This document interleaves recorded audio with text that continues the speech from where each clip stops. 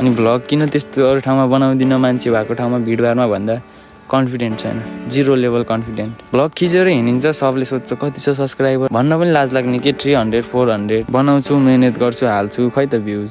अस्ति video part 1 भनेर हाल्दै थिएँ, खै त्यसमा 50+ भ्युज छ। अनि के गर्ने है, 50+ भ्युजले त हामीलाई त्यत्रो मेहनत गरेको सबै आफ्नो मनै मरिदिन्छ क्या। अनि भिडियो बनाउने मन लाग्दैन क्या, सपोर्टै छैन क्या, सब भ्लगर निस्क्यो अनि कसलाई सपोर्ट गर्न सक्छ। अलिअलि भ्युज आइदिनु पऱ्यो, आफ्नो निरन्तर सब्सक्राइब प्लस हुन पऱ्यो, त्यति भएपछि त जस्तो ठाउँमा पनि कन्फिडेन्ट आउने रहेछ क्या। सब्सक्राइबर नभएपछि त भ्लग बनाउनु कन्फिडेन्ट नआउने के, लाज लाग्ने छ। त्यसले के भन्ने होला, यस्तो सब्सक्राइबर छैन, यस्तो दुःख गरी हिँडेर भन्ने हो कि यताउति भन्ने हो कि भने एकदम लाज लाग्ने क्या। म चाहिँ त्यो पोइन्टले अगाडि बढ्न नसक्या हो क्या। अलिअलि सब्सक्राइबर भेटाएको भए, मैले अलिअलि भ्युज भेटाएको भए चाहिँ म अगाडि बढ्थेँ क्या।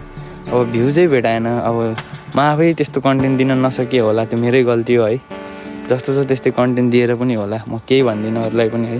अडियन्सहरू त जे राम्रो देख्यो त्यही हेर्ने, मै उस्तै छु। युट्युबमा जे रमाइलो राम्रो देख्यो त्यही हेरिदिन्छु। अब आफ्नो कोसिस बेस्ट गर्छु। मलाई कन्फिडेन्ट पनि एकदम 0 लेभलमा छ, कन्फिडेन्ट बढाउनु छ। म एकदम कन्फिडेन्ट बढाएर अगाडि बढ्छु भन्ने सोच राखेर अहिले चाहिँ फेरि भ्लग पुनः स्टार्ट गरेछु मैले। त्यही नै हो, म चाहिँ बस मेहनत गर्छु, मेहनत गर्न छोड्दिनँ।